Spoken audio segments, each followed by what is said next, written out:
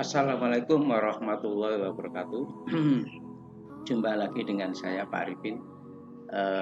Kali ini kami akan menyampaikan masalah kurikulum baru tahun 2022, yaitu mulai dari TK, SD, SMP, SMA, SMK. Nah, kurikulum baru ini masih didetailkan lagi, yang rencananya nanti akan diberlakukan mulai tahun 2022, yaitu dengan adanya kurikulum prototipe yang mendorong pembelajaran yang sesuai dengan kemampuan siswa serta memberi ruang lebih luas kepada pengembangan karakter dan kompetensi dasar. Nah, sedangkan kurikulum prototipe memiliki beberapa karakteristik utama yang mendukung pemulihan pembelajaran. Yang pertama adalah pengembangan soft skill dan karakter atau akhlak mulia, gotong royong, kebinekaan, kemandirian, berpikir nalar, berpikir kritis, kreatif, ya, untuk mendapatkan porsi khusus melalui pembelajaran berbasis proyek. Nah, tentunya Bapak dan Ibu sudah tahu ya apa yang dimaksud dengan pembelajaran proyek, yaitu pembelajaran yang peserta didik itu tentunya melakukan kegiatan-kegiatan dalam pembelajaran, yaitu melalui eksplorasi, penilaian, interpretasi, sintesis, dan informasi.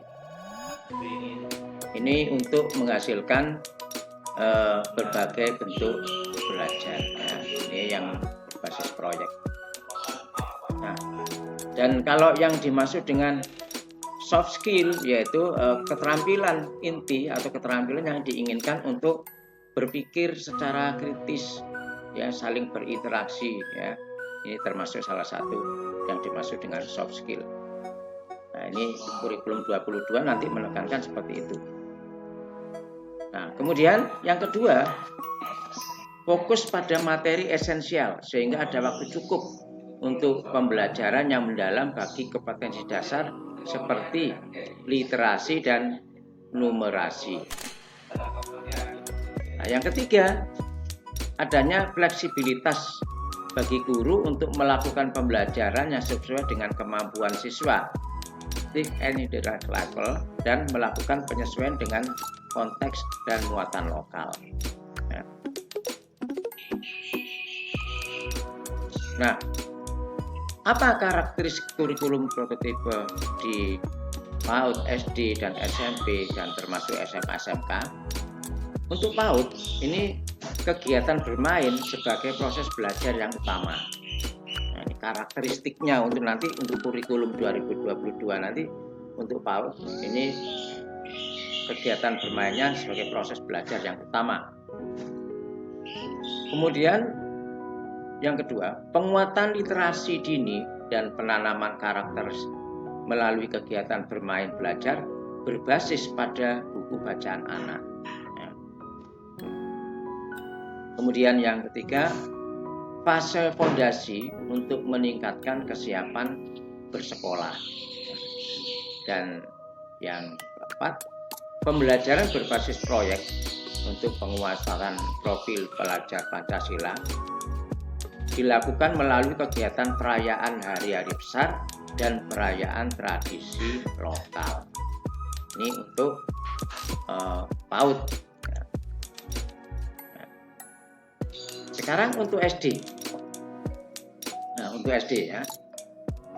Penguatan kompetensi yang mendasar dan pemahaman holistik, yaitu untuk memahami lingkungan sekitar. Mata pelajaran IPA dan IPS digabung sebagai mata pelajaran IPAS, yaitu ilmu pengetahuan alam dan sosial. Jadi nanti di kurikulum 22 tadi ada penggabungan ya. Penggabungan mapel IPA dan IPS sehingga disingkat IPAS. Integrasi computational thinking dalam mata pelajaran bahasa Indonesia, matematika, dan IPAS.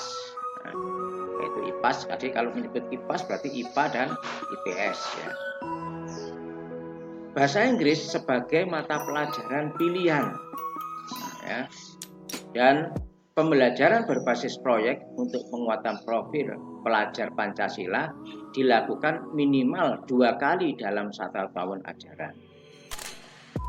Oke. Kemudian sekarang itu yang SD ya, sekarang yang SMP. Yang SMP ini penyesuaian dengan perkembangan teknologi digital.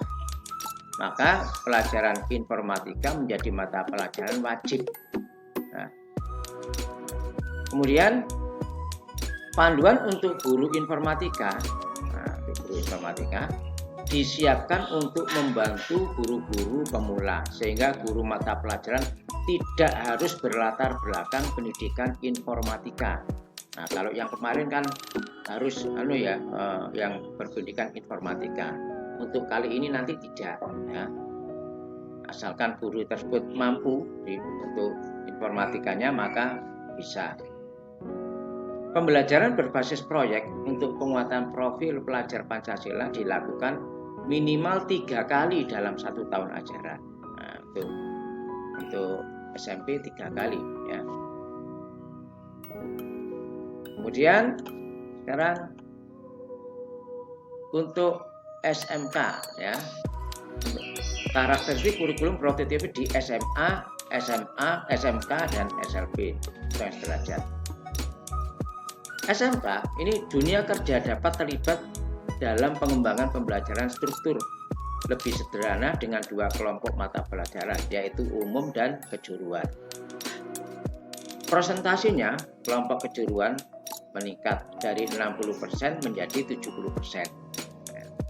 Kemudian penerapan pembelajaran berbasis proyek dengan mengintegrasikan pembelajaran terkait, mata pelajaran terkait. Kemudian PKL, praktek kerja lapangan, menjadi mata pelajaran wajib SMK minimal 6 bulan atau 1 semester. Nah, cukup ya, cukup lama ini ya PKL. Jadi supaya benar-benar terampil, ini maksudnya, supaya siap pakai. Ya. Pelajar dapat memilih mata pelajaran di luar program keahliannya. Jadi boleh memilih ya. Alokasi waktu khusus proyek penguatan profil pelajar Pancasila dan budaya kerja untuk peningkatan soft skill, karakter dan dunia belajar. Dunia kerja ya. Ini yang SMK. Sekarang untuk SLB. Untuk SLB, capaian pembelajaran pendidikan khusus dibuat hanya untuk memiliki hambatan intelektual. Untuk pelajar SLB yang tidak memiliki hambatan intelektual, capaian pembelajaran sama dengan sekolah reguler yang sederajat dengan menerapkan prinsip modifikasi kurikulum. Jadi kurikulumnya dimodifikasi nantinya ya. Kemudian sama dengan pelajar di sekolah reguler, pelajar di SLB yang menerapkan pelajaran berbasis proyek untuk menguatkan pelajar Pancasila dengan mengusung tema yang sama dengan sekolah reguler. Dengan kedalaman materi dan aktivitas sesuai dengan karakteristik dan kebutuhan pelajar di SLB. Ya. Nah, jadi itu Bapak, Ibu, guru dan kepala sekolah ini wajib paham ini tentang rencana kurikulum 2020-2022. Jadi, apakah ada perubahan? Ada. Nah, jawabnya ada. Nah, namun nanti rencananya itu pihak Kemendikbud itu tidak tidak harus itu seperti ini, maka nanti disesuaikan juga dengan yang ada materi-materi lokal yang ada di lingkungan sekolah ya. Jadi ada pilihan ya. Sekolah tidak dipaksakan ya. Nah, jadi dengan adanya merdeka belajar ini maka tidak harus dipaksakan ya. Maka harus disesuaikan juga, ada pilihan disesuaikan dengan kurikulum yang ada di kaitannya dengan yang ada di lingkungan sekitar. Nah, saya kira itu Bapak dan Ibu. Sementara ini nanti akan saya lanjut dengan penjelasan-penjelasan yang lain terkait dengan kurikulum baru 2022 ya. Tidak saya habiskan di sini karena waktunya nanti terlalu lama ya. Seperti itu, jangan lupa Bapak dan Ibu share ke teman-teman, tekan tombol loncengnya, subscribe, kemudian berbagi kepada grup-grup yang ada, dan jangan lupa komen ya. Mudah-mudahan setitik ilmu ini yang bermanfaat ini menjadi ladang pahala kita semua. Akhirnya wassalamualaikum warahmatullahi wabarakatuh.